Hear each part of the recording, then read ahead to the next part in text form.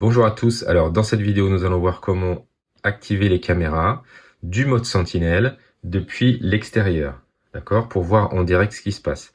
Ça ne nous permettra pas de voir les vidéos qui sont enregistrées pour le moment, peut-être qu'une mise à jour permettra de le faire, mais ça va nous permettre de regarder en live ce qui se passe autour et dans notre véhicule. Voilà ce que nous allons voir dans cette vidéo aujourd'hui. Attention, dans le mode sentinelle, il y a aussi la possibilité d'enregistrer tous les mouvements qui se passent autour de la voiture, mais dans ce cas-là, les vidéos sont stockées uniquement dans la voiture. Peut-être qu'une mise à jour nous permettra de les consulter à distance, mais pour l'instant, ce n'est pas encore le cas.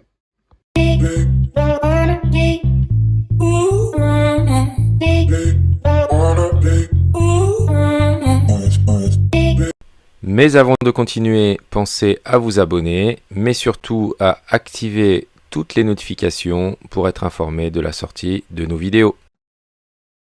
Alors les amis, petite étape, si jamais vous activez le mode sentinelle ici et que vous voulez visualiser le flux vidéo du téléphone, la première étape c'est qu'il faudra aller dans la voiture, d'accord? Dès qu'il faut aller dans sécurité, visualiser la caméra en direct de l'appli. Donc on va y aller ici, hop, sécurité. Ensuite, on va avoir mode sentinelle, donc exclure domicile, travail favori, vous faites comme vous voulez.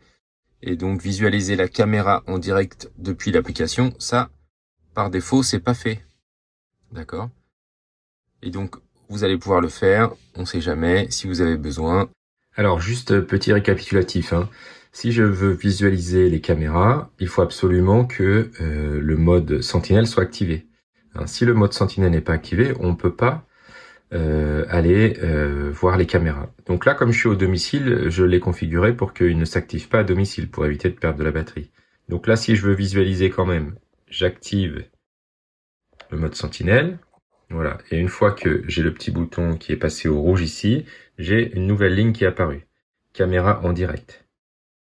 Donc par défaut, il vous met la caméra avant, mais vous pouvez choisir parmi 5 caméras. Caméra arrière, caméra de droite, caméra de gauche, ce qui me permet de voir que je suis toujours branché pour charger, et caméra intérieure. Le système de vision comme ça n'est activé que lorsque la voiture est fermée et que le mode sentinelle est activé. D'accord? Dès qu'il va y avoir quelqu'un qui va rentrer dans la voiture, on ne pourra pas voir qui est dans celle-ci. Et ça, c'est important à savoir au niveau de la protection de la vie privée.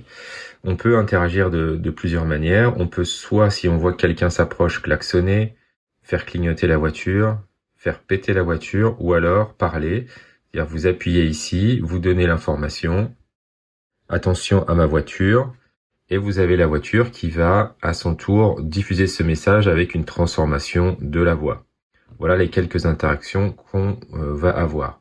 Ce qui serait intéressant, c'est que quand le mode sentinelle est activé et qu'il y a un déclenchement important, par exemple que quelqu'un bouge la voiture, et ben ce qui serait bien, c'est qu'on puisse avoir une petite notification, ce qui n'est pour l'instant pas le cas.